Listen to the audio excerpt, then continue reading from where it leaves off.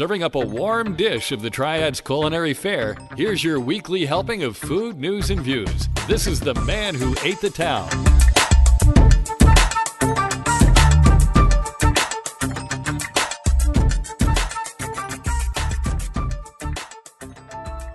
Hey folks, and welcome to episode 104 of the Man Who Ate the Town podcast. This is for the week of March 18th through the 24th, 2019. My name is Tim Beeman. And my name is Ray Morgan. And we're opening the recipe box. We are recording this episode of the Man Who Ate the Town at the lab at Industry Hill. It is a repurposed building on North Chestnut in the old warehouse district of downtown Winston-Salem, what we all now call Industry Hill, or at least most of us. The building that we're in houses a lot of cool things like furniture companies, a sound designer, the Podfather, a lot of things. So Industry Hill just has a lot of stuff like restaurants, chocolatiers, breweries, entertainment complexes, stereo shops, a market, all kinds of things. Bouldering. This is where the cool kids hang out. Yes, well, they are starting to hang out there, that's for sure. All right, so I'm going to go ahead and get right into this. Last week, on the Facebook, book, the book, Shokunin Ramen announced that it would close the Facebook page in roughly 12 days. Oh, that was last Tuesday that it said that. I don't know why it gave exactly 12 days or whatever, but actually the post is, this page will be deleted in roughly 12 days. Shokunin Ramen will not be happening due to lack of interest and support. We tried, but it's not in the cards. Maybe one day Winston will desire good food, but until then, there cannot be a Shokunin. There was a Kickstarter that I can tell was started on March 1st. Okay. Looking for $25,000. Okay. And here today is the 18th, and this was posted on the 12th, and it's already gone. It seemed that in this page that Shokunin Ramen was blaming the lack of Winston-Salem interest for it not happening. Josh Trussler, who was on this show early last year when Kelly was still my co-host, we had a great conversation with him, and he demonstrated he knew what he was doing and what he knew and what he was talking about. We were fully behind him. Winston has been fully behind him. Less than 12 days of a Kickstarter asking that much money, and from what I can understand, and I will admit I went looking for the Kickstarter, it's not there. There was not a lot of supporter perks in this Kickstarter, so maybe they weren't willing to pay for nothing there. I never saw it. Yeah, I didn't either. I never saw it. And then turning around and blaming Winston-Salem for lack of support, I just can't get behind that. Well, that when you read that, it felt like a slap on the face. I think the part that offended me the most, and I'm not generally offended, is the insinuation that there isn't good food in this town. Or that we don't want it. Right. The line, maybe one day Winston will desire good food, but until then, there cannot be a Shokunin. So, not only is there not good food in Winston, he is the food messiah, our food savior, our food alpha and omega, the end-all, be-all of good food. I don't think so. Yeah, maybe not. Confidence is one thing, arrogance is another. I can't get behind that. And you know what? I was so looking forward to having his ramen and having this restaurant in town. Again, it's what we were talking about last week, about having some ethnic diversity in our food choices here in town. But, you know, I'm right now, I'm kind of glad it didn't happen. Well, if this was the attitude behind it. Okay, so here, if there weren't 100 people lined up outside the door on opening day, would he turn around and shut it down? Because, Lord, we didn't support it with less than 100 people. Well, again, if I had heard something about the Kickstarter, I might have had the opportunity to participate or to share and try to get folks that I know involved. Right. I mean, he didn't even go 2 weeks and he's tossing in the towel. Yeah. I mean, what does that say about perseverance? People tore him up on Facebook about it.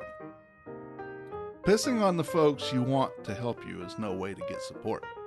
Now, not really. I looked today before this rant that I went on And it seems Josh is taking the post down.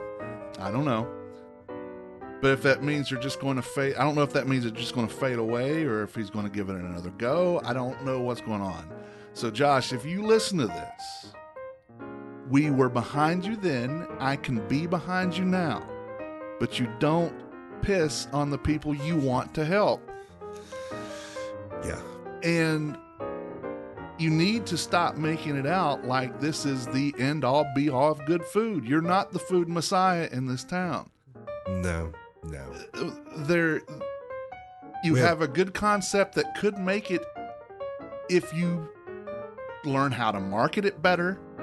Because what marketing was he doing? I follow his page and I didn't even see that until several other people had commented about whenever he said he was going to shut it down. Mm.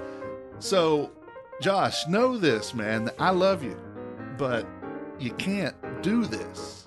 There are better ways to do this. If you're frustrated, I get it, but you cannot. Again, piss on the people you want to help you. It's really not a difficult concept to grasp. No. Scratching your back and I'll piss on you. Scratch my back and I'll piss on you. I'm not Trump touching might your like back. that, but not we don't like that. No, come on. I'm not touching your back now. No. You gonna piss on me? No, thank you very much. So I'm gone. Again, I'm not downing Josh or his food. I think there's potential there still. I just think he went about this the wrong way, and I am not okay with it. Because to me, I am part of the Winston-Salem food scene. I think that's a fair statement. So if we didn't support him, having him on the podcast, saying when he had pop-ups, when he would tell us about it, I have a lot of restaurants in this town to go take care of. Right. I can't sit and just look, okay, what's Josh doing today? So I can post that. It just doesn't work that way. You got to let me know stuff. But then you're happy to be involved, let people know. Absolutely. I will push That's what you all do. I can.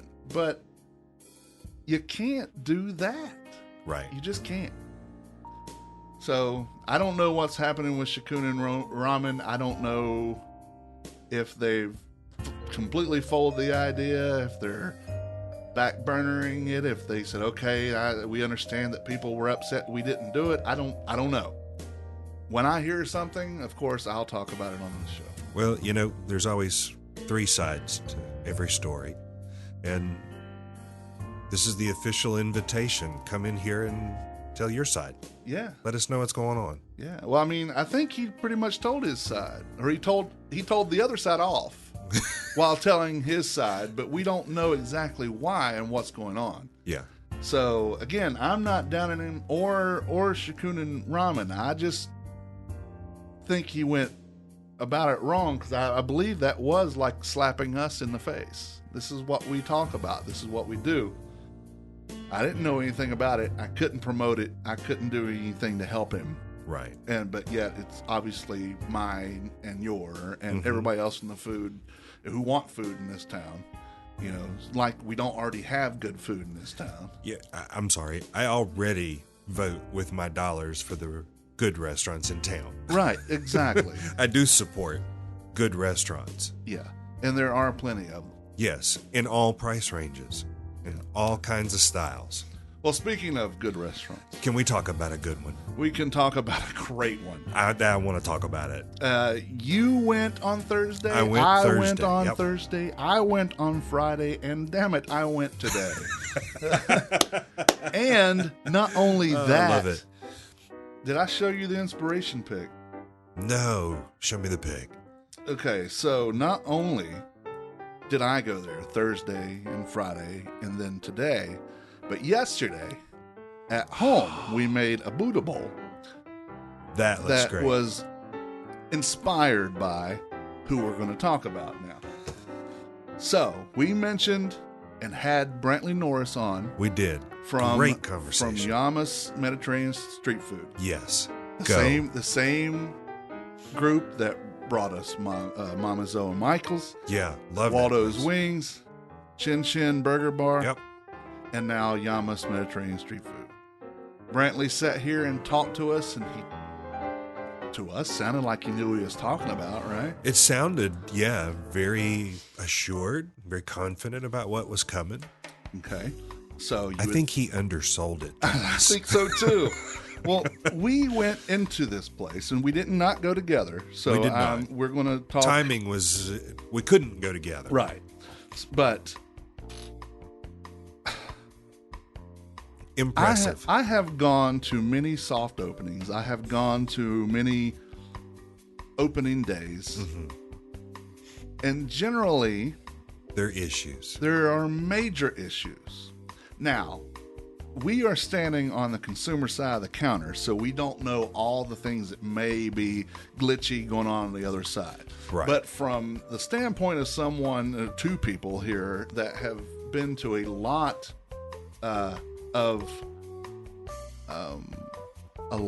of food events. It even worked in restaurants. Yeah, I have never once seen a soft opening that looked and acted like they had been open for 2 years. Yeah, that's what I saw. I got to talk to Mama Zoe. I got to talk to Chris, the owners. Mm-hmm. I got to talk to the daughter. I got to talk to the son, the daughter-in-law. I got to talk to them. Brantley was there. And Yep. I'm so sorry that I don't remember the other manager's name. But I told them, and they asked, what do they need to do different? And I said, don't change a thing. Just open the door. That's what you need to do. Open the door and let everybody in. Yeah. And they have. Yeah.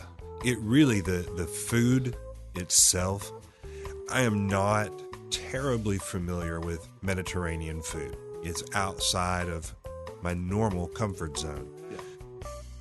I got the braised lamb on a pita. The pita was fresh and soft, and I've never had a pita that tasted like that.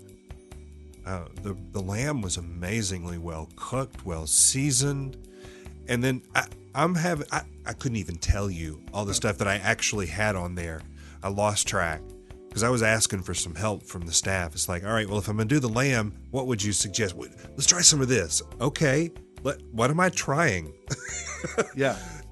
But I'm telling you, it was a comfort food profile when I'm eating it, thinking, oh man, this just feels good. It was really good. And the whole vibe of the restaurant. So as I was telling them I wouldn't change anything, I said, look here, I do a lot of this. I am pleased with the atmosphere. Yes. I'm pleased with the aesthetic. I'm pleased with the staff. Mm-hmm. I'm pleased with the food. I'm pleased. And again, I know behind the scenes there's got to be some glitchy things going on. Because there didn't always see it. is. But you do not see it on our side of the counter. No. If there was a glitch, then somebody did a really good job of covering that. Yeah. So we didn't have to deal with it. Yeah. The customers do not have to deal with this at all. We went on 2 days that were soft openings. They were supposedly invitation only.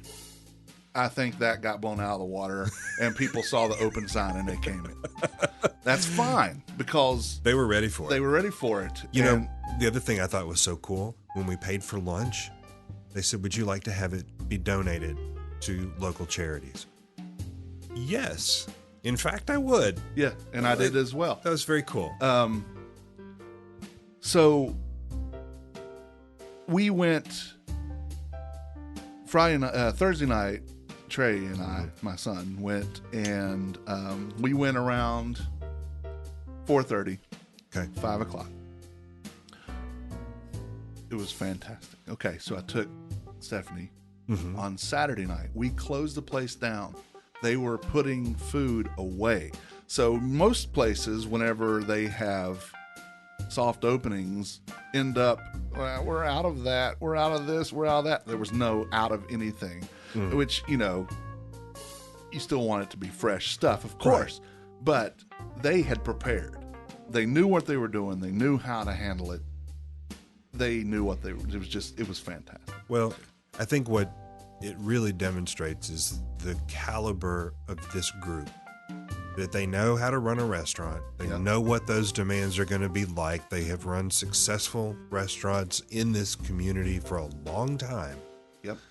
And they demonstrated their expertise. And they put a lot of faith into Brantley's abilities, and he showed them that knocked it out of the park. He knocked them out of the park. Absolutely. So you had a bowl, did you say? What'd you have? I had the pita. Okay. Now Trey had the pita.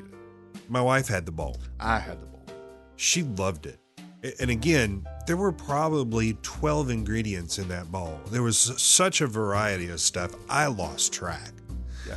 She was thrilled. In fact, just a normal, regular-sized bowl was more than she could eat. She's like, I'm taking some of this home. Yeah. It was really impressive. Well, that's the thing that Trey and I said, and Stephanie and I both said, that we ate there and we were full, but we weren't bloated and afterwards. Yeah. There is none of that.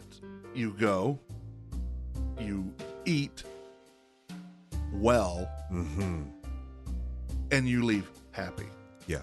Again, today's only the opening day.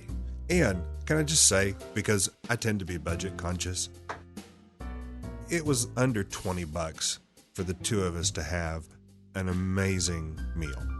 It was absolutely worth that price. Mine was a little bit over 20, but I got to spend a copta and Trey got falafel.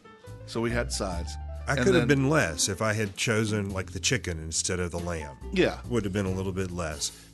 So we could have gotten it down probably under 15 if we were really being super budget conscious. But still, for two people to eat for that, that's a good deal. That much food, too. For that much food at that quality. So I had all 3 times that I've eaten there already. I do the bowl and I mix the half and half grains and greens. I get the ancient freekeh, which is like the oldest grain in the world. And then I had arugula and spinach. Okay. And then I get the white chocolate baba ganoush, the tzatziki sauce, and then the yogurt, something harissa yogurt. I think a little bit spicy. And then I've tried 3 different proteins. The first day I got the koftas, which is the marinated meatballs. Okay. The Those pork good? meatballs. Yeah, they were very good. The next day I got the gyro meat. And then that looked good. Today I got the souvlaki chicken. Okay. Oh, I see. I'm going to go in with chicken next time. Yeah. And then you get like up to, with the bowl, you get up to 8 toppings. So I got there was a cucumber salad mix, it was tomato and cucumbers and onions. And then I had That's not 4 separate toppings. No. It's all in It's one. one. And then I got I think it's tubula, and then the couscous and the quinoa, and then the pickled onions, and then feta cheese, because I think feta goes on everything well. It's really good. And then 4 or 5 of the sauces, and I don't even know which ones I got. One was spicy, one was a yogurt something. I don't even know, but the good thing there is they will tell you, oh, this is kind of spicy, this is whatever. I went in, because Brantley says quiz them whenever I got there. So I said, so tell me what I'm doing. And they started telling me, and they said, this is like this is like that, and this is like this. They showed that they knew what they were talking about. They gave me one of those little spoons. Here, let me just dip in here, taste this. Oh, that's what I'm going to, okay. Yeah, use some of that. They really knew their stuff. They did a great job. All the way down the line. Yeah. And it was fantastic. Then we both just got bottled water, which are 50 cents. Yeah. You're not That's buying awesome. bottled water anywhere else in the town for that. But they had us try the tea bar. The mint tea was fantastic. Well, we got, because they asked, and I said yes. I agreed with them. That was a little over sweet. It was a little extra sweet. Yeah, but they said they were going to work on it, and I said, okay. but I still don't consider that a glitch. I mean, people have to tone. It takes years to hone in a good tea recipe. Yeah, and there is a science to it. There's a precision. Once you get it down, you're good. So you had the limonada, the rose limonada, which was my favorite, and Trey's favorite too. We both took a cup of that home.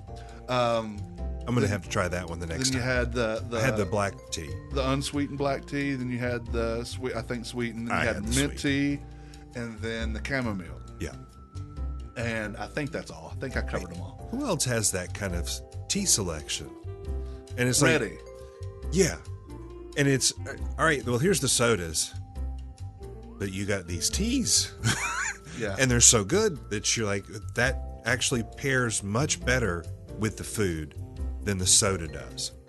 They knew what they were doing when they put those teas with that food choice. Yeah. Now, I have to say, you sound very excited about food that's really healthy for you. Well, my wife said to me out loud on Friday as I was sitting there, and Nikki Miller-Ka, local food blogger, and her beau came in, and they sat down with us for a little bit. But she told me, she says, I get excited when you get excited about healthy food. It's easy at Yama's to get excited about the food. Right, because you don't think of it as healthy food. It's just, this is really good food. Yeah, it's good food, and the byproduct is it's healthy. Yeah. So I'm going to go out on a limb here, something I've never done. Dun, dun, dun, dun, dun. I'm going to rate Yama's a rating. 5 stars based on their 2 soft opening nights and the first day alone.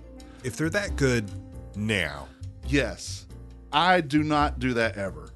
I try not to ever rate because that's just not what I do. But I cannot not rate this. Yeah. This, to me, 5-star. And like I said, I went there again today, excited that they were open and I can get this anytime. Yeah, exactly. As a matter of fact, I had somebody say, hey, let's make some plans to get together for lunch on Wednesday. My wife will be able to join us. That's where we're going. Good. I'm going to introduce them. Whitney, telling her that she gets to go back to Yamas is like saying, all right, you get Christmas again. Yay! Yeah. Yeah, she absolutely loved it. Some of the more sour tastes that you see in the Mediterranean flavor profile is really in her wheelhouse in particular. So she's loving it, just loving it. The whole experience. I just love the way it feels very home. Yeah. Even Whitney remarked the chairs look like dining room chairs. Yeah. They don't look like restaurant chairs. Right. They have all these pictures of the family that are up around and green plants that are there. It just felt inviting. Well, I was listening in, and I hate to say that I was eavesdropping, but You were eavesdropping. When you're in a spot and people are talking and you're in close proximity, you hear it. But I heard Zoe talking about the pictures there on the wall, and those are her family. her and Chris's family. Yeah. And I just think that adds to the hominess of it. Yeah. So it's bright colors. It's whites and lime greens, which automatically gives you this feeling of fresh. Yeah.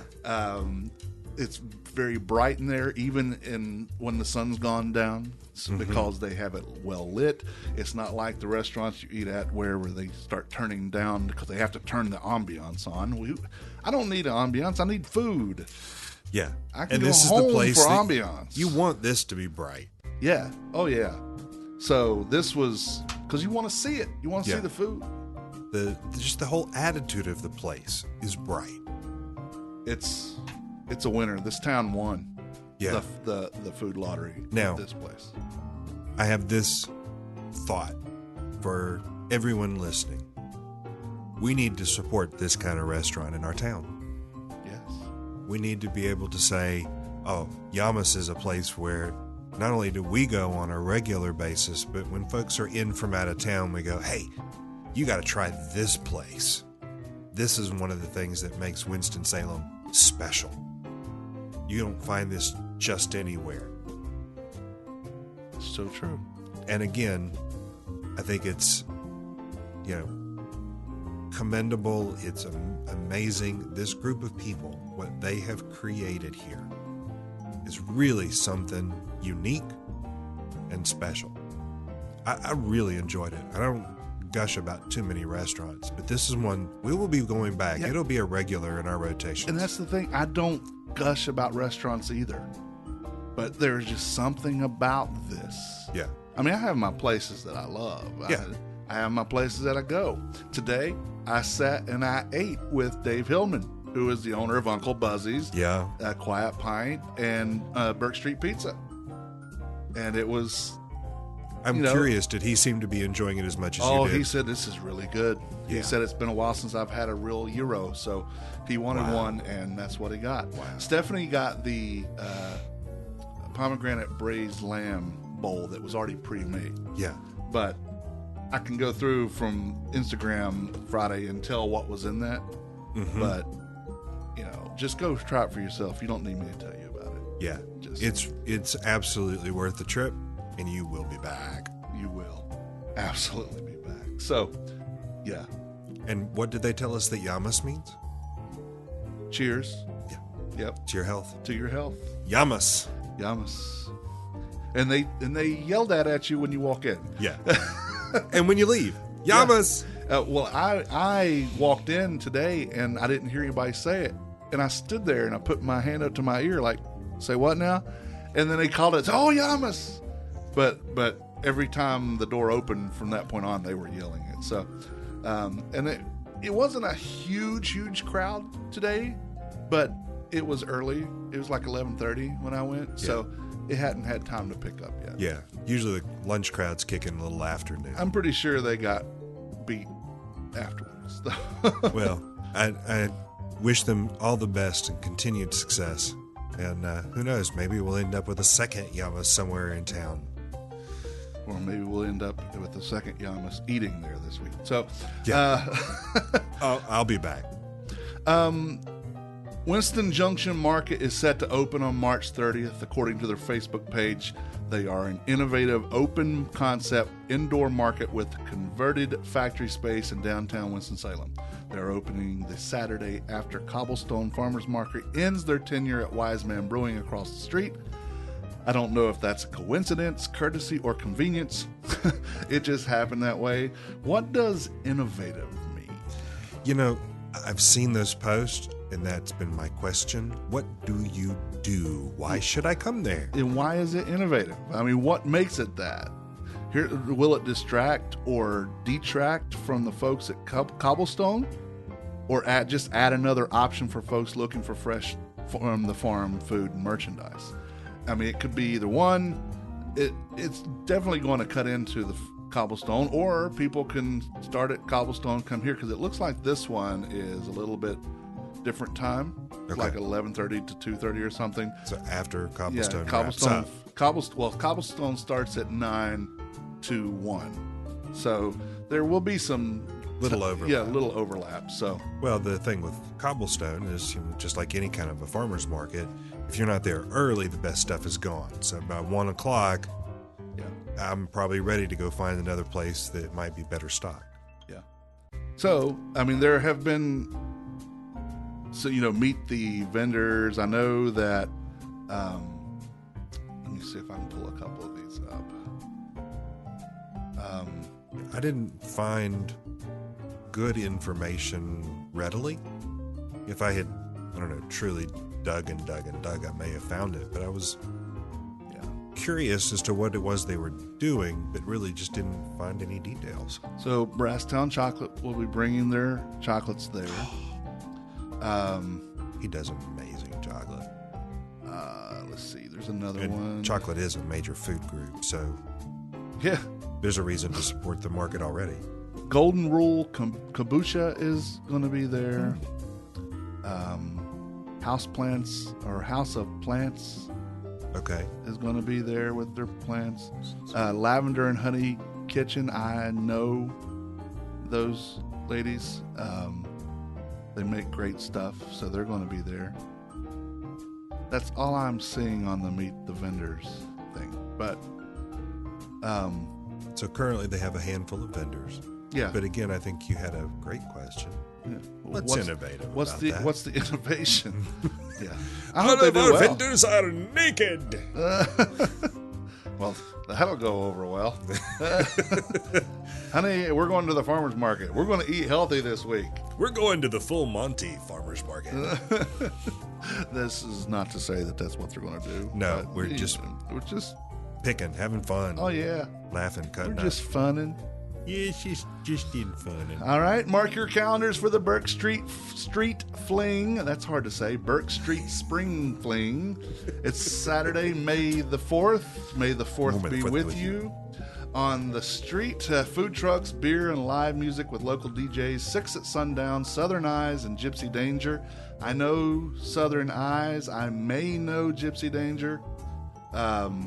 You haven't decided whether you're going to publicly acknowledge that you know them or not? Oh no, I don't know that I do. I don't know who's in the band. I mean, there's so many musicians around this town that it's like incestuous. Like there's several people in the same bands, different bands together, and I know most of the musicians in town. So chances are I know who this is, or they may be somebody they brought in for it. I don't know. Right. But the name sounds familiar. But we'll see. So this sounds like maybe a replacement for a food truck festival that we're not having? I do believe so. I've talked with Tiffany Howell, and she and Tony Stevens will be coming on sometime in April to discuss the festival. Wonderful. So that's why I was saying, since there will be no Burke Street Food Truck Festival, I'm figuring this will be a good substitute. At least I hope so. So stay tuned, and we will bring you full details. Yeah, they are up to being here. That's exciting. May the 4th be with you. May the 4th be with you. I Easy to don't know if remember. I'll be able to go because I have a football game that night. As the voice of the Carolina Cobras. Yeah. And of course, it's Star Wars night at the ball game. Yeah. So.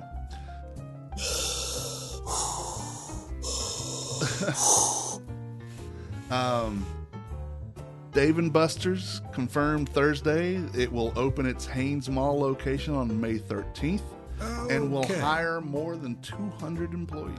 I can believe it, given how big that space was supposed to be. The business, which mixes arcade-style games with a restaurant and sports bar, and I use those two very loosely, will occupy 31,756 square foot space on the lower level next to the Sears closed Sears store. Now, it will go from that Sears store to the Bath and Body Works lower level store. Oh yeah, I've walked Occupying over there. 8 storefronts and making it the largest non-anchor tenant inside the mall. When you walk that hallway, you're like, how big is this construction wall? Oh my God, it goes around the corner. Now, I haven't been to the mall in about 2 years, I believe. Oddly enough, I think I went to Sears. I was there last year. But does that mean that Spencer's Gift has closed? What happened is all of the storefronts that were in that footprint were relocated to other spots in the mall. So, yes, where they were is now going to be Okay, Dave & but they have Buster's. moved? They've moved them. Okay. Things remembered, Hallmark store, all those things? Yeah, they got Okay. moved. Okay. I have to admit that outside the prospect of 200 employees, I really have no interest in this at all. I've never been to one of those. I think I went to one or something like it in Baltimore once, and I'm like, okay. But, I find the food in places that have food but a focus on other things. Think of Hard Rock Cafe as an example. Or Chuck E. Cheese. Or Chuck E. Cheese. Well, that's food just is a byproduct there all the way around. But there's no actual food the food there. generally tastes like food isn't the focus exactly like that is. Plus, and it's an excuse for amateur drinkers to hang out and annoy the piss out of me. So, I know my 30th high school reunion is later this year, and they're having it at Dave & Buster's. Just the amateur drinker, that just cracked me up. Yeah. I didn't go out anywhere yesterday for St. Patrick's Day because that is amateur drinking heaven. Yeah. And I just wanted no part of that at all. But like I said, my 30th high school reunion is later this year, and they're having it at Dave & Buster's. I haven't decided if I'm going to go or not. I mean, hasn't Facebook pretty much rendered the high school reunion obsolete anyway? In some ways, but seeing each other face to face, there's still value in the social interaction. Well, most of the people that I talk to either live here or I have seen anyway. So it's not like you haven't seen them for 30 years. Right, yeah. You might not have seen them for 30 days. I went to my 10 and my 20th, so, yeah. I've been there, and I keep up with most of the people who I care to talk about anyway. There. Yeah, well. We'll see. I didn't go to my 30. Just didn't go. I only attended where I graduated. I attended my senior year. Yeah. I made some friends. I love them dearly still. Some of them I'm still connected with. But I don't live in East Tennessee anymore. I'm here. And yeah, you're right. I can keep up with them on Facebook. I went to my 10th here. I went to my 10th in West Virginia. I went to my 20th here. I went to my 20th in West Virginia. I've not heard anything about the 30th in West Virginia. I don't know. This one costs money for Dave & Buster's. It's $40 a person. And I'm like, no, I just don't know if I'm going to do it. It's according to who else says, hey, we're going, are you going? I'm like, okay, I'll go. But otherwise, so that tells me I'm looking at, if I'm going to go in just as a regular patron, I'm probably in that same range. Yeah, I don't know what the $40 gets us, really. I mean, it should get you dinner, some drinks, and games. Yeah, probably. But, if I'm going to spend $40 per person on my meal, we've got some great places to go eat. I know. And I can play games there, too. Yeah. I'm thinking of a couple of places in particular downtown where you can do that. Yeah. And the food's awesome. You can go to Council City Barbecue Factory. Get out of my head. You can go to Crafted and then walk across the street to Reboot. Yep. That's exactly what I was thinking. Yeah. So, don't need it. I don't need all that amateur drinking going on. The people that do stuff like that are generally the people who hang out at the mall anyway. I'm talking about like Fridays and what was Ruby Tuesday and Chili's and Applebee's, and they're chains. And I don't do that because I like my money being spent here. I want my money to stay in my community, and I get a better product. Indeed. I can go to Yamas for less than I can go to Dave & Buster's. That's right. And I'll be happier when I walk out. And you can walk 3 doors down to Foothills and have good beer. Really good beer. Yeah. And if I don't want to walk to Foothills, 2 blocks over, and I'm at Wise Man or Fiddlin' Fish. Or right next door to Yamas is Corks, Caps, and Taps, and they have stuff. So, I mean, we've got so many options. Yeah. Now, all that being said, if Dave & Buster's wants to sponsor this show, I'd love to have you. We love Dave & Buster's. They are freaking awesome. I would be there once a week. I want to fly to their world headquarters. I just want to be a part. Yep. So, we're open. Sell out with me tonight. Sell out. Yeah, we're open. Yeah. Speaking of Yamas, when I was at Yamas, let's talk about Yamas. I had talked to a couple of people who, I wear my shirt here, so people the man who ate the town. The man who ate the town. And a gentleman by the name of John, and I believe his last name is Phillips. Okay. I'm so sorry, John. I know he listens to this and the Lessons Hours every week, and if I have the wrong John, I am so sorry. But he did say that he did some stuff. He sent in a couple of things with when Kelly was still here. Cool. So I know there was a John Phillips and a John Burke. If it was John Burke that I saw today, I'm sorry. But I think it was John Phillips. But he went out of his way to come up and say hey to me, and that he listens to us every week, and thank you. So glad to meet us. And then this past 15th was Friday. Yes, sounds right. I got an email from Stephen McDowell. It says, well, hello, fellow foodie. You don't know me, in parentheses, yet, but I hope you will over time. I just discovered your podcast 2 weeks ago, and man, have I been looking for such a thing for a long, all caps, time. Nice. I am a fellow world traveler and foodie who isn't afraid to try and eat just about anything. Yes, I have, trust me. At last count, I've traveled and eaten in more than 30 countries on 6 continents and 40 plus states. Wow. I've written over 200 reviews for TripAdvisor around the world, and I'm very opinionated about food, to say the least. If you ever find yourself in need for a fellow food person to try new places and new food, I certainly will volunteer, and I can even afford to pay my way, LOL. Seriously, I really do know my food. There is not cuisine I'm afraid to try to either eat or make. I'm a semi-professionally trained cook, about 300 hours of instruction over the years, and I'm not afraid to cook anything. Anyway, let's keep in touch. I'd love and plan to try the new Pangu place you mentioned. Had never heard of that either. And he says there's a new Szechuan place opening in the old Biscuitville on Silas Creek, and I did not know about that. I had not heard about that. He did ask if we ever traveled to Greensboro High Point and have we had the burgers at Freddy's, and I'm going to say no, I haven't, because I have not. I'm not familiar. And he did say to say hi to Ray and keep up the good work. He's also an avid drinker of just about anything and has had absinthe many times, mostly in New Orleans, and the real stuff is now legal in the United States and has been since 2007 or so. Wow. So, and also he asked if we've tried the Malaysian restaurant up on Peace Haven.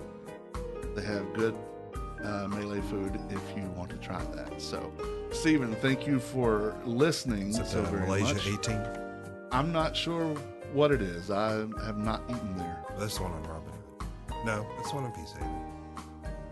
Or am I getting a I don't know. Malaysia is it the 18 place? is over there where McAnelly's is. It's over, that's Peace Haven and Country Club. Okay, yeah. I have not been there. But he did say that he has...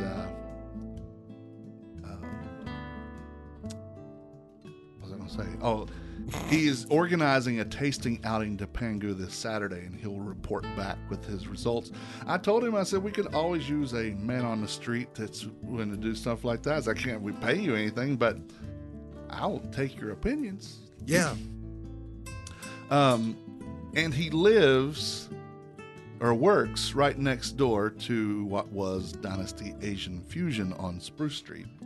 I think you had something about that, didn't you? Yeah, well, it closed earlier this year, and seemingly no one noticed. Because everybody's like, is that place closed? Or what? But I was surprised to hear. Were you? I've not been there.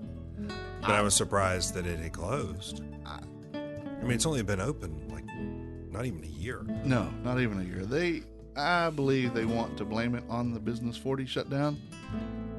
People who want to go places will find a way to go places. I don't believe that the Business 40 shutdown creates that much problem. Now, I understand Willow's plight because people have a hard time figuring out how to get to them because of the way the closures are and the one-way streets in this town.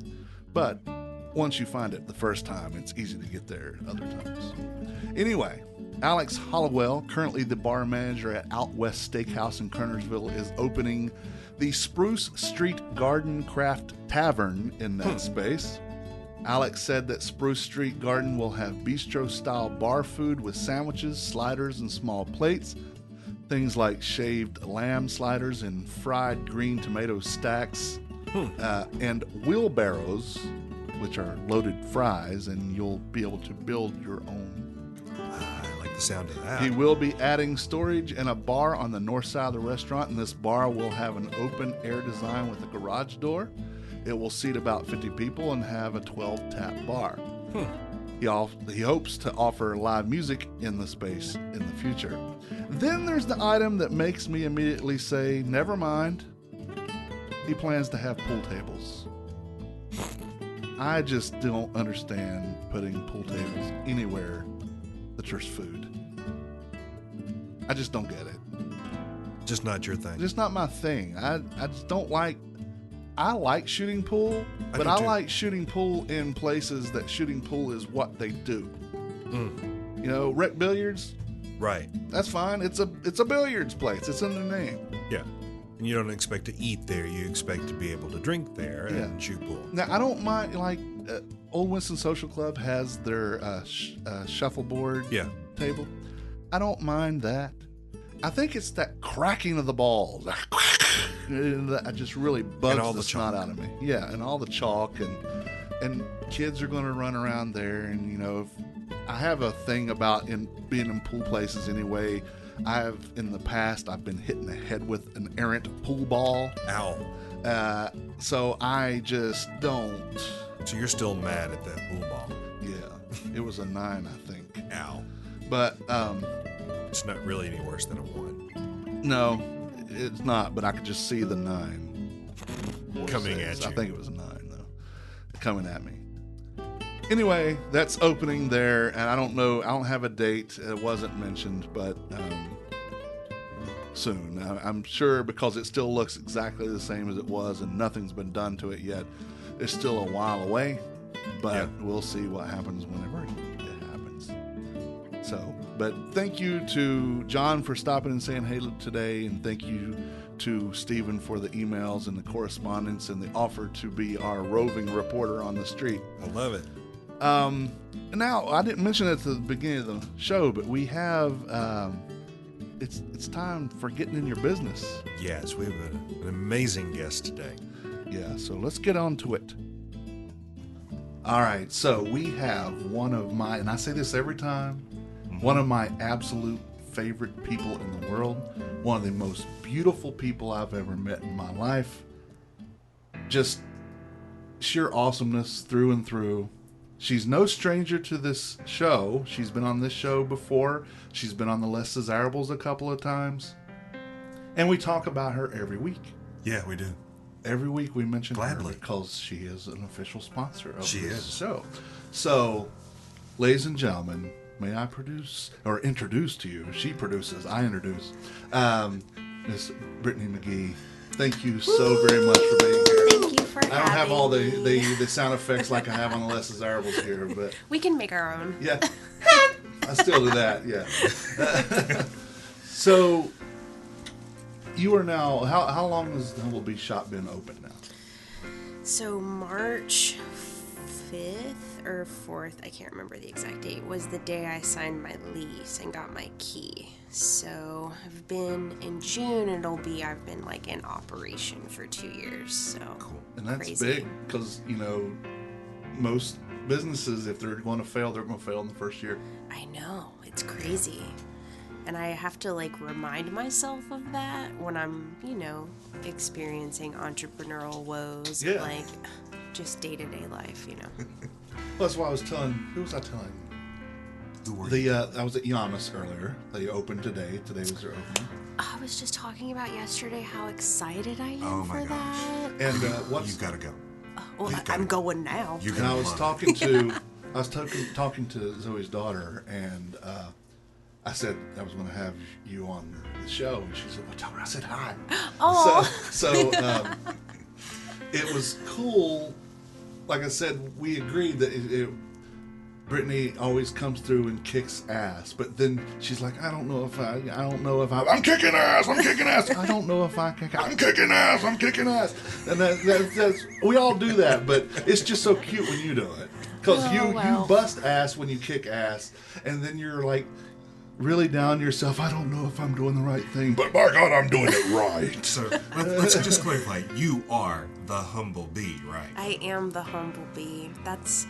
And in its entirety, I mean, I have some help. Like, my friend Hannah just moved back from California. She was there for 7 years, and, like, by chance, it was right around Valentine's Day, and up in since right before Halloween, I've been doing, except periodically people might come in, but retail, I do all the baking, everything. And on top of that, also being the face of a business is just, it's a lot. But when push comes to shove, and your back's against a wall, you perform. And truthfully, the people who I had with me in the beginning who worked for me were awesome. I learned a lot from them, and they taught me things that I'm going to carry with me through the duration of this entire business. But when you finally get the hang of things, and really what it boils down to is self-confidence. And still, but more so in the beginning, was terrified of everything. I mean, if I was taking on orders, even if I didn't have time, I would do it, and totally undercharging, but just because I wanted people to come through the door, and I had to stop, and I was like, well, the first thing that I would recommend to any entrepreneur, young, old, whatever, is boundaries. And learning how to say no. With me, with who I am, I'm very nice, and I've never really been able to do that in my life. So I'm with you. yeah, it's hard. But you're learning where those boundaries are for you. Right, and what healthy boundaries mean. But circling back around to the self-confidence thing, I think that's been the most transformative thing that I've experienced, because, if you have your own business, your own podcast, your own magazine, whatever you're doing where the operations of it depend on you, it's just overwhelming at times, but it's so gratifying when you get to the point of okay, I got the hang of this, I can do it. And in the moment of where, my back was against a wall, I lost the person who was working for me, and I was like, all right, it's gonna be kind of crazy for the holidays, it's cool. But I did it, and I pretty much did all of it by myself, which I'm thinking about it now, I'm like, what? How am I not in a loony bin right now? Because holidays in the baking industry, you have to maximize on those times, because that's when people want treats. But I'm very thankful for, honestly, this community. I wouldn't want to do this anywhere else. I worked downtown for a long time at Mellow Mushroom, Honey Pot, Bernardin's, just all over, and I'm very fortunate that I was able to cultivate those relationships prior, but on a genuine basis, if that makes sense. Oh yeah. I met you when I worked at Delicio's, and the wine dinner, it all kind of fell into place, but there's a reciprocity that's present, and I value that a lot. Yeah. So. Well, that's one of the things that's always struck me about you, is you're very genuine.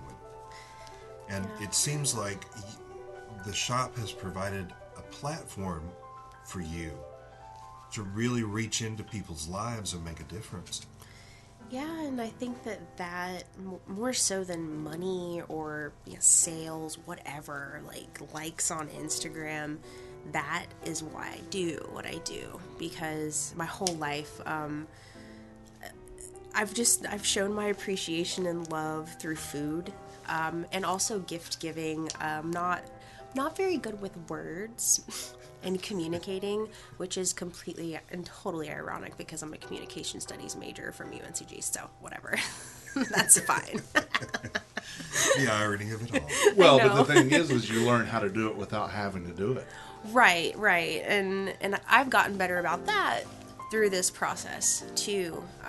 But yeah, being able to use a voice that I have that I didn't in the past, it's weird times to be an entrepreneur online and having opinions and being so like visible and like with the internet presence.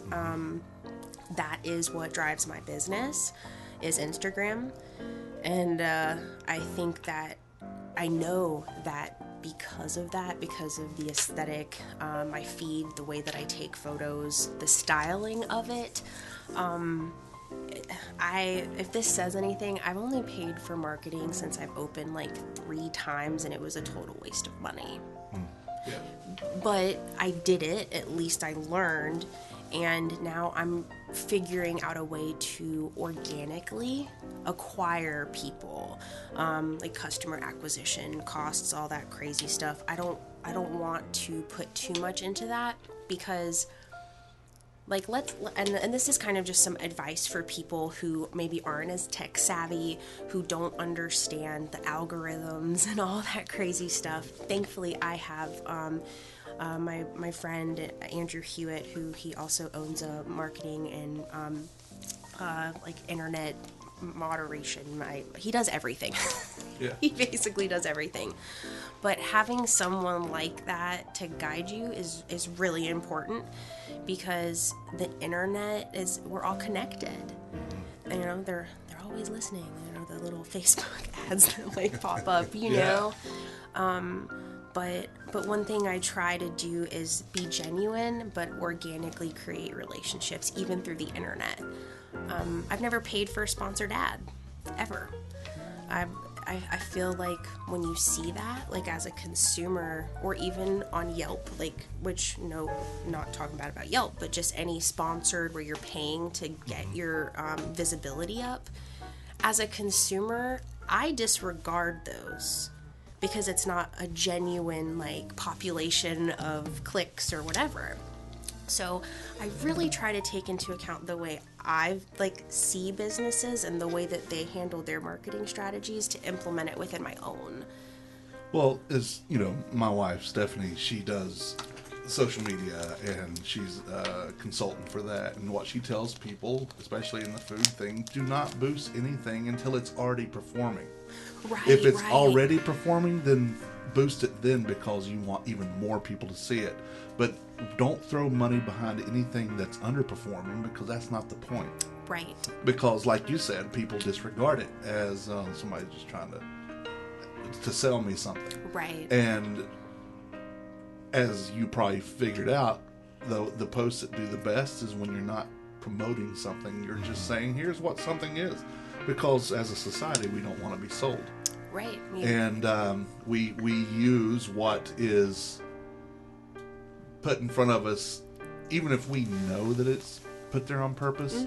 We consider, oh, well, that's just in my feed. Look at that. Right. Look at that. Let's go on through. So, yeah, you're right. Don't put any money. That's a hint to all you guys. I'm giving that to you free. Don't put money behind something that's not doing well already. Excellent advice. And understanding your content, I didn't intend for this to turn into like entrepreneurial advice, but I don't know, like I'm in a position where I'm young. I'm turning 29 next month, but I've already been in this business for like 2.5 years, which is crazy. Yeah. But I again want to use my experience to empower people through food, but also just with what I've learned. I would never turn someone away who has a genuine question, because I had people for certain things who helped me, but I also had to do a lot of it, and especially with learning how to run this business on my own. And I think that those times are also really critical for people. If you don't go through those really hard times or confusing times or certain levels of anxiety, I feel like in the end, let's say things go awry, right? And you have all these people helping you and you have no idea what's going on at all. Maybe things go awry and those people aren't there to help you anymore. Yeah. And then what do you do? you were too reliant on them to begin Sink or with. swim. Right, right. So, yeah, your back's against the wall, you figure out how to do it, but in that moment, circling back around to the whole like self-confidence thing and believing in yourself, that moment will make or break you. Okay, so I had like this person who was handling all my social media. Like, let's say I had nothing to do with it and I paid them or had them do it. Okay, well, they're gone. You have to take on the burden of learning all that other stuff. Yeah. But you have to believe in yourself. I mean, everyone who I know and loves me believes in me and has for years. But it wasn't until I believed in myself that's when I like was able to come into my own with all of this. So, yeah, definitely believing in yourself, even if you have a million people who do. Like, that matters, but it really doesn't matter if you don't think you can do it, you know? Yeah. Well, I mean, I find that more people support you when you are confident in what you're doing. If you're out there, I don't know, I'm going to do this, and we talked about this on the show before, today even. If you don't have the confidence in what you're doing, no one's going to support that, no one's going to care. Plus, if you give up, no one's going to follow the next thing that you do either. Exactly. So, yeah, they're going to, and is that a flaw? Maybe, maybe not. But for the society, I mean, we like winners, and we like people. We also like the feel good stories of people who come out on their own and break out of their own shell instead of someone handing everything to them. Yeah, and I think that kind of goes back to people. I don't like transactional relationships, even in my personal life with my friends, family, people who are close to me. I don't, especially with my patrons, like, I consider a lot of them friends. I know about their mom and their dog. Like, I learn all of these things about them. And when I really think about it... And they know about your upcoming trip to Italy. Yes, yeah, and people come in, even people who I've never met before. Like, last week, someone came in and they're like, oh my gosh, I saw you're going to Italy, and we talked for like 20 minutes, and it was awesome. And I never met them before, and having that organic connection, I think that's what makes small business so special. I think that's what makes Winston so special. And I feel that if you don't have that essence to any business that you may have, like, you basically just treat people like they're dispensable. You know, like, oh, I need you for this, but... That's all. Go away. Right. And... I just don't think that's nice, like, generally, but I see that in your social media feeds as well, that you will start with just, here's what I've cooked today, here's what's available for you, and people start commenting, and before you know it, there's a conversation going on there, and you're very positive and very encouraging with these folks. Well, I think this turned into something bigger than I ever anticipated, as far as the social media aspect of it. And I think sometimes people just need to hear certain things, or just being honest.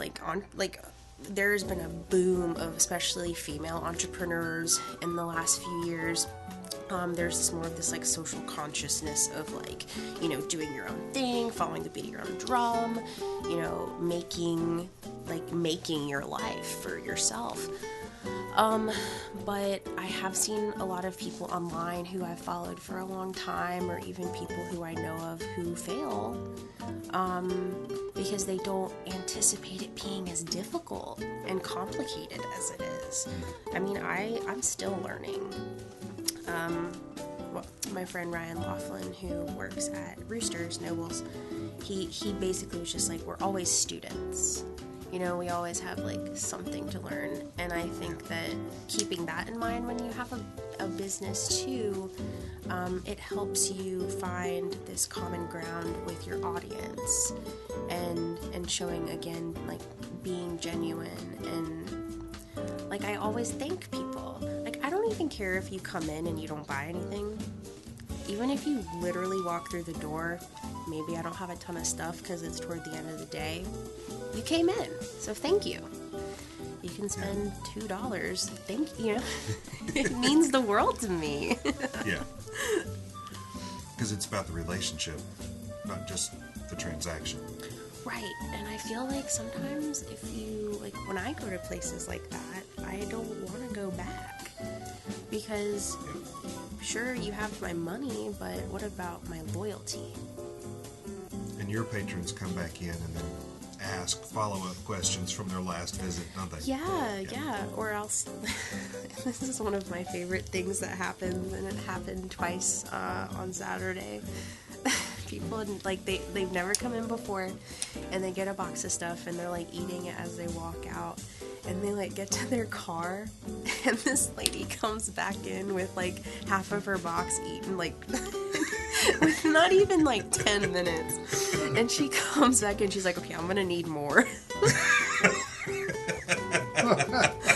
And then the little girl who lost her tooth when she was... Did you guys see that Facebook status that I made? Oh my god. So this little girl, she was eating a macaron, and her tooth fell out as she was eating it because it was already, like, jiggly.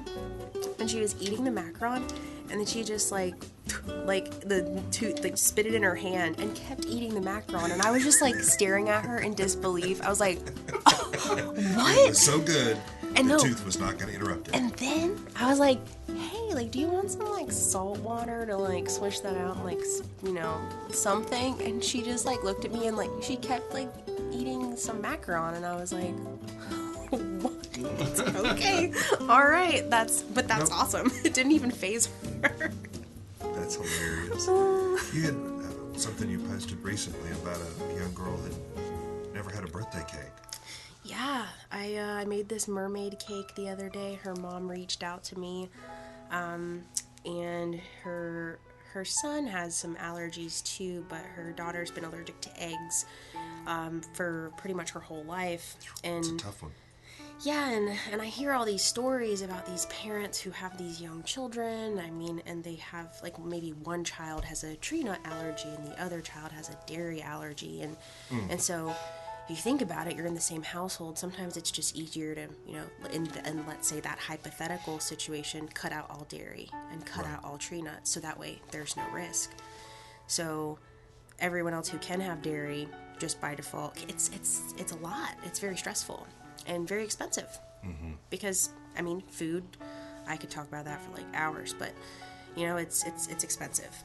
So, she's come in before, and when I saw her, and we had chatted, and she was like, yeah, my daughter has never really had a birthday cake because of this. And I'm like, my heart just sank.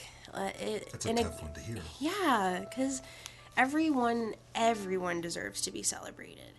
And truthfully, like, you know, I'm very transparent and open and honest about it. Like, I don't have a gluten-free certified kitchen because I bake with other things. And I do handle dairy and eggs, but I do everything in my power to take the necessary precautions to prevent it like the cross-contamination as much as possible. But the reason I started, like, doing flourless baking was for my friend Danielle Gallimore. She's one of my best friends, and we had just become friends, and she's had celiac for years, like years and years and years and years and years. And so I was like, oh, I'll make you some gluten-free, like, chocolate chip cookies. And I'd never done it before. I was like, whatever. I just, like, wing everything. So I did it. And turned out pretty well. Yeah, like, she started, like, she was like, oh my god, I could cry, like, these are so amazing, like, and in that moment, I was like, so something I made with my hands made someone this happy, you know, not just, like, cookies, but, like, they haven't had that experience, and if they have, it probably would have jeopardized their health, you know, like, yeah. But to have that and to be able to like see people's reactions and like they feel things, they're feeling things from the experience, and that means more to me than I could ever express. And so having experienced that, that's when I was like, I know so many people feel this way, and maybe, you know, I'm not gluten-free. I've done it before, and I know I was following a vegan diet for a good period of my life, but I want people to be able to be celebrated and feel like they can celebrate other people through food and not worry. I don't know, I could get like emotional talking about it. Like Little verklempt. And now this little girl had a birthday cake. Yeah, and a really cool mermaid-themed birthday cake. Actually, the pictures were so cool. It really turned out well. It was fun. When I get into projects like that, I get super invested, and I worked on it pretty much all day. But it was worth it because I get lost in what I do, you know. If I'm hyper-focused and I'm really enjoying it, which is the reason I started baking, I mean, 5 hours could pass and I'm like, whoa, like, it's almost getting a little dark outside. Wow, like, yeah. I wasn't expecting that. But, yeah, she's going to have a birthday cake, and it's mermaid themed, and what little girl, or I love mermaids still, but who doesn't love mermaids? So, yeah, that was awesome. And it wasn't just a sheet cake with a mermaid drawn on it. No. It was really artistic. Under the sea. Well, that's my favorite movie. It's always been my favorite movie. Was that sugar work that we were seeing on top? Yeah, so I used isomalt, which is it's not like regular sugar, it's molecularly like different. But I used that, and then I made I made gelatin bubbles, but I like broke them apart for like texture, so it kind of looked like a coral reef and like seaweed, and yeah, it was cool. I'm looking at it. Oh, are you? Yeah. So you really had a lot of fun creating it, but then the joy of knowing the emotion that's going to be associated with that. Yeah, that's permanently. I mean, that's going to be a forever moment for this little girl. Well, and like the really cool thing about this is like, and this whole like process of me starting this and like doing like things where people have dietary restrictions, is I form relationships with people. There's this lady, her name is Amanda, and she was one of the first people to order like a vegan cake from me. And so I did her gender reveal, I did her baby shower cake, I did her birthday cake. I get to celebrate all these amazing moments with them, you know, like I get to be part of that, and I think that's awesome. So tell us about the pizza cake. The pizza cake, oh man, that was for my friend Holly. I keep wanting to say her maiden name, Presno. So her husband Calvin was like, yeah, her birthday's coming up, and we were like trying to kind of rack our brains. It was a themed party. They're just so much fun. I adore them. But she loves pizza. She like does comedies, like she did comedy, and she has like pizza shoes, and she loves pizza. So the birthday party was like, I think it was like, I don't even know. It was totally off the wall, but which is perfect for them. But we made, yeah, I was like, let's do a pizza cake, and I was like, man, how am I gonna do this?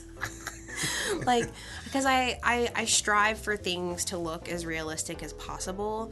I personally, with my eye and what I like to do, I don't do like commercial like stuff like that, like cartoony. I don't work with fondant, just because it's typically not my forte. But I did use fondant for this cake, which I made by hand, and it tastes a lot better when it's like made by hand. Fresh and yeah. So when I was passing through the pictures, I really thought it was a pizza. I know, so did I. When I was done, I was like, dang. So what is the pepperoni? So the pepperoni, I shouldn't be giving away all my secrets. It looks like a fruit roll-up. So I took in cake decorating, it's wafer paper, so it's made out of rice, and you can manipulate it with different techniques. So what I did is I used like an edible pigment and brushed it on red, and then I airbrushed it, and then I torched the ends of it like so it looked like it was like crispy. So it's been in the oven for a little while. Yes, it looks like it was in the oven, yeah. And then the crust I did fondant and bruleed that, so it had that caramelization on there, and it looked. I mean, I spent a lot of time on that too, but like I said at the end, I was like, dang. And then I was like, wait, I need a pizza box. So the next day when I had to give them the cake, I was totally that person, like at Burke Street Pizza. Ugh, I hate being that person, like that first person before they even open the doors. But I was like standing out there awkwardly, and I was like, hey, and she's like, hey, we're not open just yet. And I was like, I don't really need food, I just need a pizza box. And she just like was like, what? And I was like, I just need an empty pizza box, I'll give you money for it, like I don't need anything like food-wise. I just want the box. And then so I walked in, and then she told them, and he was like, what? I was like, I'm making a pizza cake. And he was like, what? And I was like, yeah, I'll have to come by and bring you pictures. So I like bought a pizza box, which is so convenient that they're right around the corner from me. Yep. And yeah, it was so good. I never really get to eat the cakes I make. I get to taste pieces, and you know, I can like figure out what the flavor profile is and all that by, you know, cake trimmings and stuff, but I never really get to enjoy the final product. So that was awesome for me. But nice. So you were going to Italy? Yeah. Tell Oh my us God, about I'm that. going to Italy. Italia. Well, I found a really great flight, like something that I just could not pass up. And it's right before like wedding season kicks off. So I was like, you know, I went to New York like last month for work and did some stuff up there. But I'm having my eat, pray, love moment, as I had like put on my Instagram. Like I need to like go, and I'm going to see family too, and like around Tuscany. So that'll be cool. But I just felt the need to do it, and I just kind of impulsively like woke up really early one morning and saw the notification on my phone. I was like, okay, I'm gonna do it. And then I was like, oh, I just spent all like, okay, that's fine. What did I just do? Well, I'm like pretty frugal. I try to, you know, like, well, that entrepreneurial life, but I try to. I enjoy life, but I, you know, try to live within and under my means if possible, because all of my money goes directly back into my business. I don't see why it shouldn't, because it's my life, and I want to invest. I already have invested my whole life into it, so that's what I'm going to continue to do. But I think that also with entrepreneurship, people say it, but until you like get through it, like you have to take care of yourself. Mm-hmm. You have to take care of yourself, and you know, there are some days where I'm like, I don't want to go in, like I need like a mental health day. Well, you don't really get those when you're an entrepreneur, so you have to plan them out. Yeah. Like you're like, okay, well, 3 weeks out I can kind of have a little bit of I'll take that Monday afternoon. Right, yeah. So but I'm going to be inspired to get in touch with my family and really take care of that part of my life. And I think that that will kind of translate into my professional life as well. So I'm curious to see what you will create when you return. Oh my gosh, I don't even know, but I'm so excited to find out. Yeah. We look forward to that as well. Yeah. That's, as a patron, we're on this journey with you. Yeah, and that's really what I love cool about it too. It's fun. It is difficult with it being just me, but I think that that's also part of the appeal of it all for everyone. Mm-hmm. Because again, like I try to use my social platform to be as open and honest, even about myself, as I possibly can. Because sometimes, you know, whenever you're in any position where you're some sort of public figure, right? You are right. You are put unintentionally on a pedestal just because of an online presence or whatever. Like, people have an expectation of you, which is cool, but it's a lot to handle sometimes. Often people don't know I'm extremely introverted, like crazy introverted. So let me set myself up where people are going to just keep walking in on my day all the time. Well, it's like I love talking to people. I am social, but I would say like 80% of the time I'm by myself, and like it's like I'm cool with it. I'm okay with it. It's you in your kitchen. Yeah. But then I have to tell myself, oh my God, you're like 28 years old. Go out. Like, go out and, like, yeah. So it's all about balance. And I think that in the end, just finding what makes you happy and having those healthy boundaries and being able to effectively execute your vision by also maintaining a healthy balance is just one of the best ways to look at entrepreneurship, I feel like. Yeah. It strikes me that you're remarkably well grounded and yet very creative as well. You're that nice balance between the two. Yeah, I am a Taurus, so You're a little bullheaded. little. Oh, you're little. sweet. I know you. But that's I where have some one of of that those drive too. comes from, right? Yeah. I mean, like, you know, I can be lazy like everyone else. You know, like, oh, I want to like charge my phone, but the phone cord is not within like arm's length, so I'll let my phone die. You know, everyone has those days, moments, and I enjoy being lazy. But when it comes to my work ethic, I've always had a very strong work ethic in anything I do. That was instilled a lot through like my family. But I don't understand why people, I don't know why you wouldn't put it all in. Like, why you're gonna only put in half. Why even bother? What's the point? What's the point? Just go get a job at McDonald's then. Wait, even if you're having a job at McDonald's or you're in the drive-thru too, like, do you know what, like, how much more I'm gonna enjoy my hamburger if you smile at me while you're giving it to me?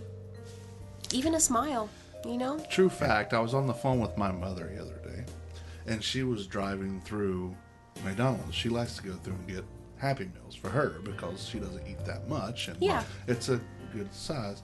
And I was on the phone with her as she was going through, and I heard the guy lean through the door and say, "Hey, I've been waiting on you. I wanted to tell you that I got my new car." Oh. And that, you know, it's just my mom. You've met my mother. Yeah. You've met my mother. Just has that effect on people. Even though she's very introverted, she has that effect on people. And this guy leaned out of the window to tell her that he got a new car, and his mom and he were Had to tell something like that. He said, "I've just been waiting on you." Yeah. So I'm like, that's cool. Yeah. I said, "What was that?" And she goes, "This nice little guy that works here. He just wanted me to know that he got his car." Yay. And think about, like, they've probably only spent, well, maybe she gets Happy Meals a lot, but even still, like, 30 minutes total of time that they've had, like, interactions, you know? If that. Most of them are under 60 seconds. Exactly. And to have that sort of impact on someone, again, going back to not being transactional and really investing yourself in what you're doing. I think that's why Ray and I get so much out of our Friday morning group, is because it's not a transactional group. Yeah. It's an interaction group. It's very relational. Yeah. Very relational. Yeah. And I keep telling people that when they need to go to the Humblebee because they need to experience your food, but there's two treats that they're going to walk out with. Whatever they're buying and getting to know you. It's all wrapped in there. There's no way to separate those two things. What I make is an extension of who I am. Yes. Because everything is energy. I firmly believe that. And I mean, you taste it. You taste love. Yeah. You know, when you go to Delicios and you eat Tony's food. I mean, I've been eating it since I was 15, probably no 14. But you taste it. Like, you taste the intention behind it. And That's a tagline right there. You can taste the intention behind it. if anyone uses that, I want royalties. Taste the intention. Well, that's where, like, my kind of tagline is couture confections baked with intention. So that's kind of my mantra. Because, again, energy, intention, it goes into everything and everyone you meet. So, especially with food, I know, like, I can look at my macaron, like, when I've piped it out, and if I'm thinking, or, like, if I'm speaking or thinking about anything other than what I'm doing right in front of me, I can tell, like, once it's baked, where I had that thought or where I was talking to someone, because it's all lopsided and messed. Like, I can look at the product itself and see where I got distracted. Or let's say you're making dough, you can't overwork that, because then you can't work with it and it's super tough. I've made dough where I've been, like, upset and I'm just like, I'm gonna need this, you know, get all my frustrations out. But then the product, it wouldn't get dough. No, I had to throw it away, because I knew, like, afterward I was like, yeah, this is not gonna work. It's angry dough. It's angry dough, and you don't want to eat angry treats. No. No. Not Yeah. particularly. No. Because you taste the intention. Yep. Awesome. It's beautiful. I'm impressed. Thank you. Well, it's Brittany. Yeah. Brittany and Beautiful go together. Yeah. You I said have that always up said front. that since the first time I met you. Thank you. Absolutely. So, for anyone who may be oblivious and not know where to find you, will you tell us where you are and how to find you? Yeah, so I'm at 1003 Brookstown Avenue. I'm behind Moselle's and across from Camel City Goods between Brook Street and 4th Street. It's like the weird wedge beige shaped building. Yeah, it's cute. It's charming. I love it. And it's the Humblebee shop on Instagram. Yes, SHOPPE. Yeah. And Every the time. website is .co. .co. .co. Every week when we say that, we emphasize the shop. Shop. Shop.co. It's SHOPPE.co. Yeah. No M.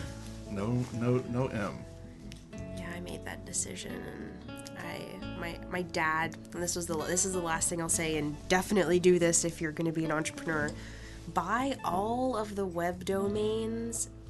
Anything that has any remote closeness. Anything.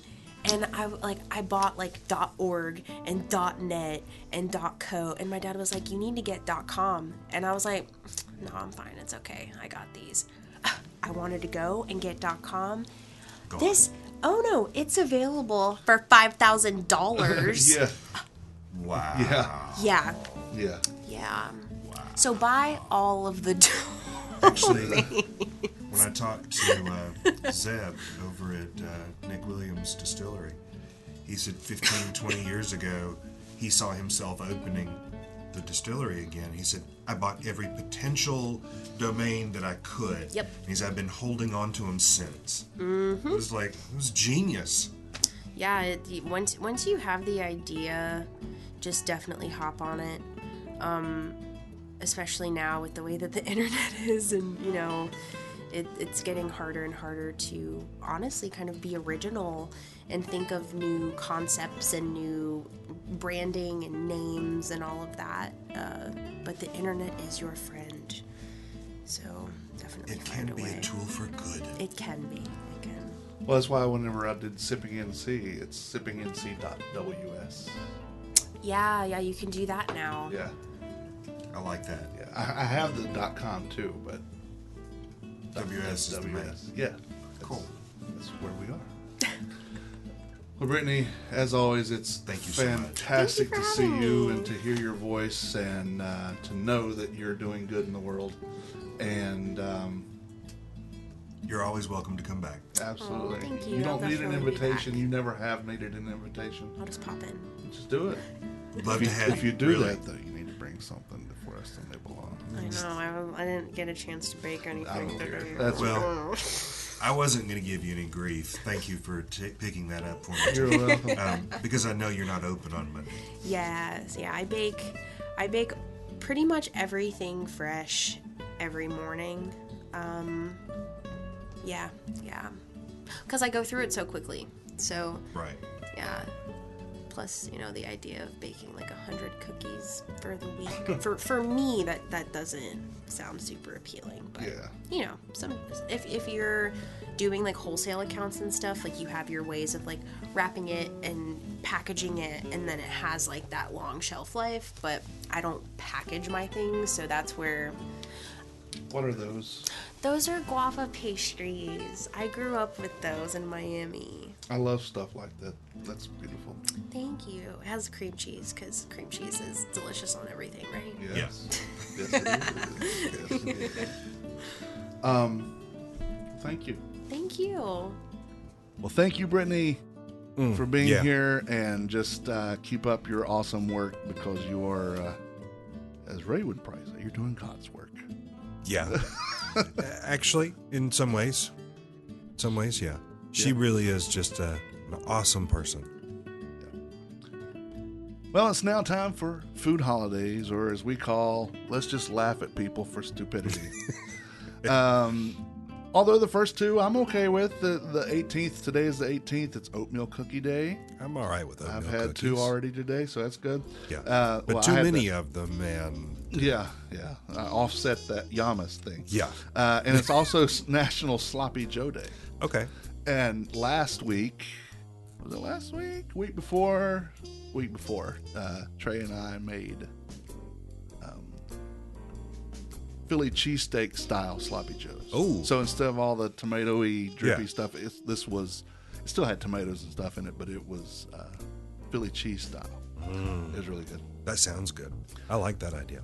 The 18th in 1845 is the most accepted date given for John Chapman's death. John Chapman was Johnny Appleseed, an American pioneer and legend. He planted apple seeds in the Ohio River Valley area of Ohio, Indiana, and Illinois. In 1863, women rioted in Salisbury, North Carolina to protest the lack of flour and salt in the Confederacy. I Wow. guess they were giving it all to the They traders. pissed off the bakers. Yep. In 1909, on the 18th, Ernest Gallo was born. He died in 2007. He co-founded the E&J Gallo Winery, Ernest and Julio Gallo, with his brother in 1933. It is the largest winery in the United States, with about 25% of the U.S. wine market. Wow. That's significant. Yes, it is. That's a lot. Well, especially considering how diverse that field is, to think that you claim 25% market share. Well, they've been around longer than most of the other ones, so that gave them, they were able to develop and get.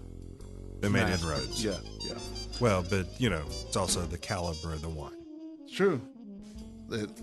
It's mass market wine. Yeah, it is. But then again, Bud Light is the biggest selling beer in the world. Why? I still don't understand that. I don't either. I don't get it. The 19th is Poultry Day. I'm good with that. Personally, chicken's my favorite meat.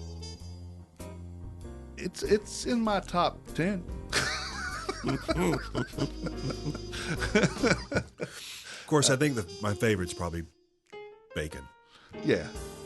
That's its own food group right there. It should be, yes. We should consider it that way. It's also National Chocolate Caramel Day. Oh, yeah. Chocolate with caramel, good. Chocolate with just about anything, good.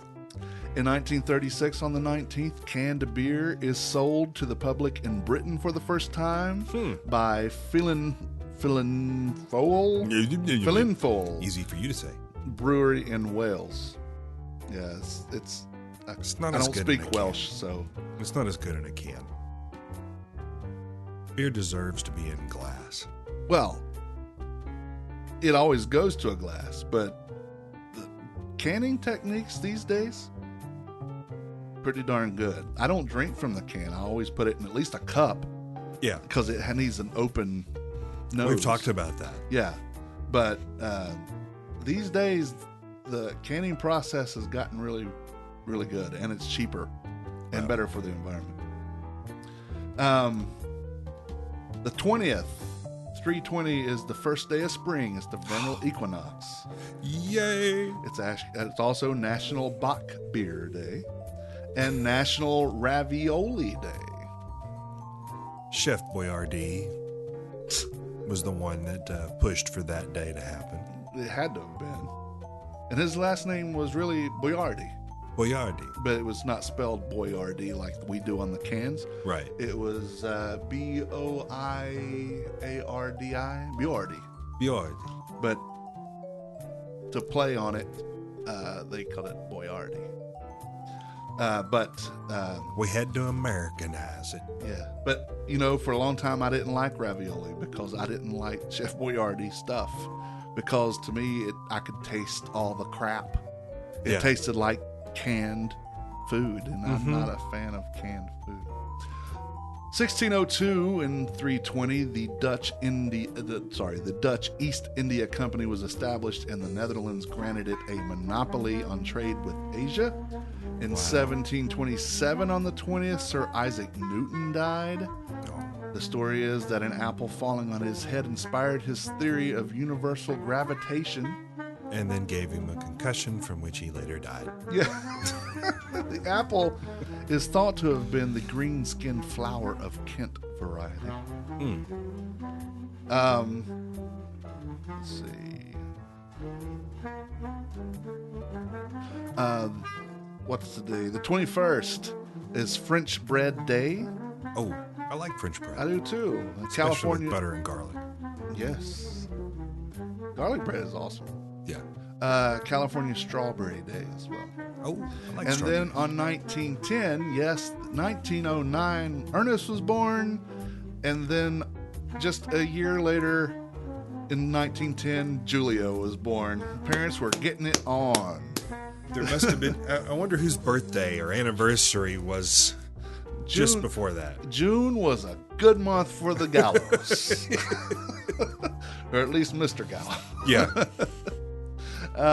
So yeah, Julio was born 1 year after his brother. He died before his brother, though. He died in 1993, where Ernest didn't die until 2007. Oh, wow. So, on the 22nd, it's National Bavarian Crepes Day. Okay. I can handle it. Where would we get some? I don't know. You can get crepes, of course, at At Penny Path. Yeah. I wonder if And they've got a Bavarian version. I'm sure Maybe it requires a field trip. let's test it out. Walk in. We're testing. Bavarian, testing, Bavarian. The 22nd is also the earliest day on which Easter Sunday may occur. Interesting. On the 22nd in 1630, Boston, Massachusetts enacts the first colonial gambling legislation banning all cards, dice, and gambling games under pain of punishment. Ow. Yeah, You will not gamble or we will punish you. with pain. In 1933, on the 22nd, President Franklin Roosevelt signs the Cullen-Harrison Act, allowing the manufacture and sale of 3.2% beer. It's 3.2% alcohol by weight. Why would you want something that low? Well, it becomes effective on April 7th, 1933, in advance of December's repeal of Prohibition. So he was allowing this small amount before Prohibition actually happened. In 1985, Clara Peller, the "Where's the beef" lady in Wendy's burger commercials, was fired for making a spaghetti sauce commercial for Campbell's Soup Company. Wendy's said this caused her to lose credibility. Yeah. Because what she said before was of such social weight and impact. Yeah. The credibility. What the? Yeah.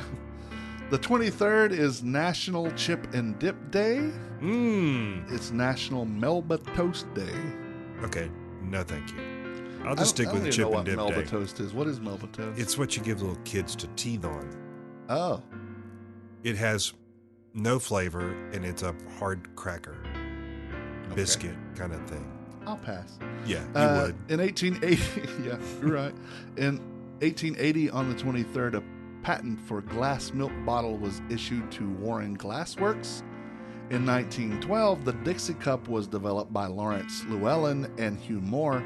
Its original name was the Health Cup, changed with a K, changed to Dixie Cup in 1919. The name came from a line of dolls made by the Dixie Doll Company. Ain't no coffee cup, ain't no Dixie cup, and you sure as hell don't want to be drinking out of it. That's true. It's my protective cup. In 1923, Scotland Cuddy Sark Scots whiskey was created by Berry Brothers and Rudd wine and spirit merchants. So, Cuddy Sark is a boat. Yeah. And this was the Scotch whiskey that was made in honor of that. The 24th is National Chocolate Covered Raisins Day.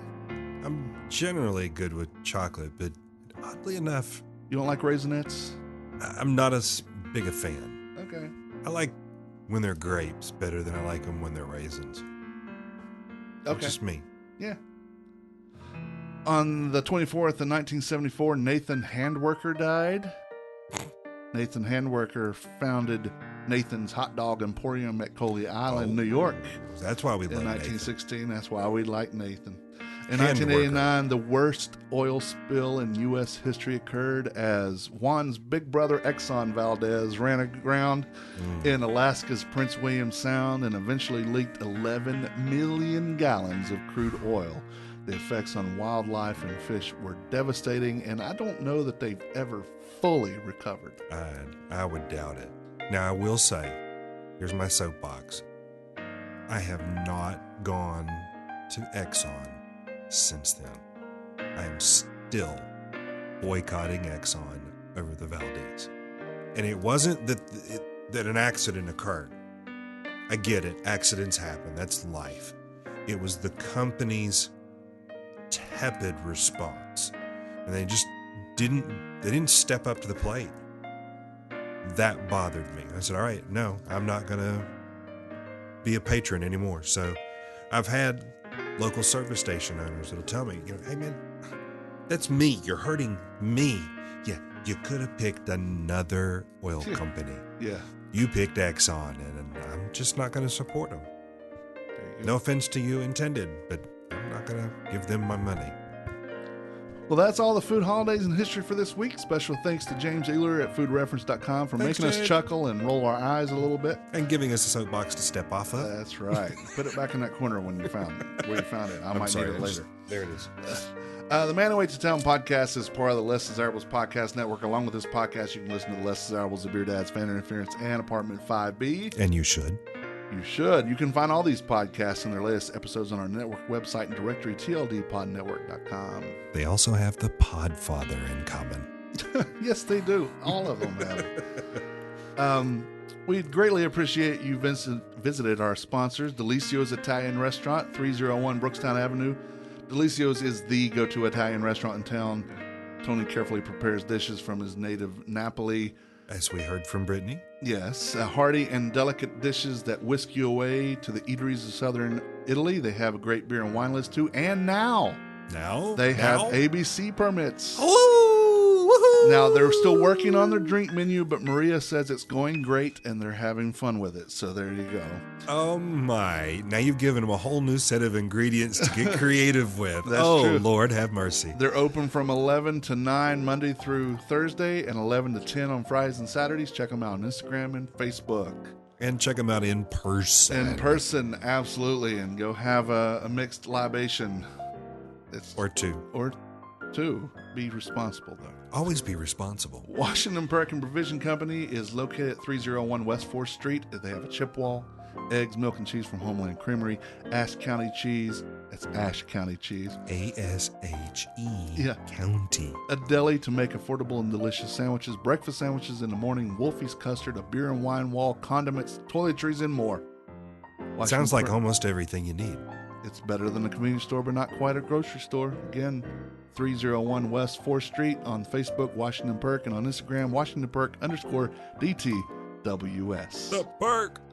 And as we heard earlier today, the Humblebee shop is located at 1003 Brookstown Avenue in the west end of downtown. You need to go to Instagram right now and look up the Humblebee shop if you haven't. Brittany isn't your average baker, and she makes everything from scratch. If you need vegan or gluten-free, she does that too. The Humblebee shop wants to challenge your perception of scratch made and leave you with an experience you couldn't possibly forget. For more information, again, follow them.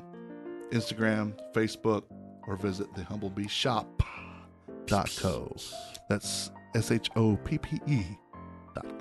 And for an experience you can't forget, if you didn't understand that after having heard Brittany today. Yeah. It will be, you learn, you leave with a little piece of her. Yeah. Yeah. Yeah. A little piece of intention. I'm glad that she regenerates, because many people that are going in there, I would hate to think that we lost little pieces of her every time. Well, that's the thing. When you give love, you don't have less for yourself. It just continues to multiply. Indeed. Be excellent. Be excellent to each other. That's right. Keep an eye on my blog and this podcast to find out more about food news and happenings around town. If you have any food news or whatever, if you want to shoot the breeze with us, like Stephen or John, We'd love to have you come in. You can send it to tim@themanwhoatethetown.com or Facebook, Instagram, or Twitter instant messengers. Like us on Facebook. On Twitter, we are man_who8thetown. On Instagram, we are man_who8thetown. My name's Tim. I'm Ray. And we are thanking Brittany one more time for being Thank you, here. Brittany. And we apologize that the show was long, but as I've always said, when the conversation's good, you don't cut it short. Yep. And it was good. We just left it in the oven a little bit long. Yeah. But what a cake. Until next time, thank you for reading and thank you for listening. Bon appetit. The views and opinions stated by me or any of my guests are solely those of ours and do not necessarily reflect the opinions of our hosting companies, distributors, enemies, friends, or relatives. This podcast is copyrighted and cannot be reproduced or distributed without express written consent of the man who ate the town, that's me, and Such Limited Inc. However, if you ask nicely, we'll probably let you.